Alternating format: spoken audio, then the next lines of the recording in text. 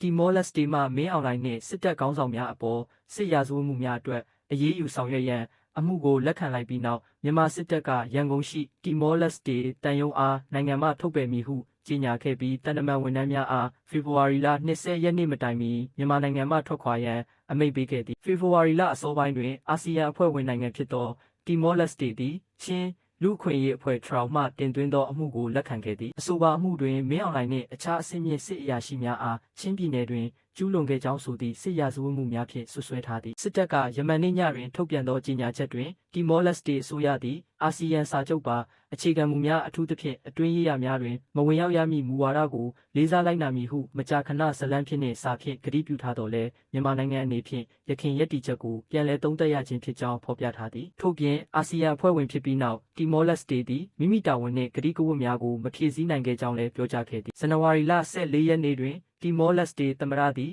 ချင်းလူအခွင့်အရေးအဖွဲ့ကိုယ်စားလှယ်များနှင့်တွေ့ဆုံခဲ့ပြီးစစ်တပ်အရာရှိအများပြားပေါ်ဆွဆွဲချက်များတင်သွင်းထားကြောင်းသိရသည့်မြန်မာစစ်တပ်ကရင်းလုပ်ရက်ကိုလုံးဝလက်မခံနိုင်သောလုပ်ရက်ဟုသတ်မှတ်ကာအာဆီယံအဖွဲ့ဝင်နိုင်ငံတစ်နိုင်ငံ၏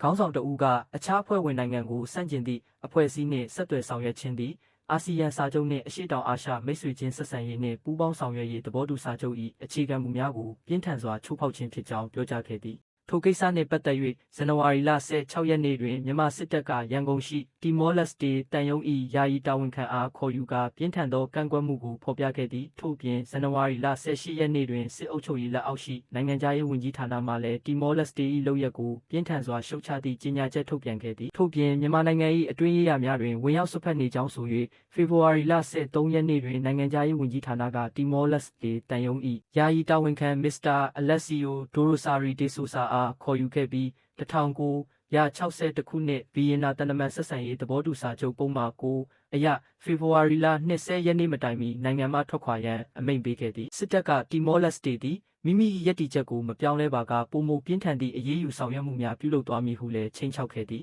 ချင်းလူခွင့်ရေးအဖွဲ့မှတင်သွင်းသောအမှုတွင်ကိုဝင်ဆောင်မျိုးသမီးတဦးအားအုပ်စုလိုက်လိမ်ပိုင်းဆိုင်ရာကျူးလွန်မှုသတင်းထောက်တဦးနှင့်အသက်13နှစ်အရွယ်ကလေးတဦးအပါအဝင်လူ10ဦးတပ်ဖြတ်မှုဘာသာရေးကောင်းဆောင်များအားရည်ရွယ်ချက်ရှိတပ်ဖြတ်မှုစေယုံတယုံအားလေကြောင်းမှဘုံကျဲတိုက်ခိုက်မှုနှင့်အပြည်ပြည်ဆိုင်ရာဥပဒေအရကာကွယ်ထားသည့်အရက်သားအဆောက်အဦများနှင့်ဖျားเจ้าများကိုတိုက်ခိုက်မှုများပါဝင်ပြင်းထန်သောစစ်ရာဇဝတ်မှုများပါဝင်ပြီးရင်းအမှုများအတွက်ခိုင်လုံသောတပ်တွေအထောက်အထားများရှိကြောင်းဖော်ပြထားသည်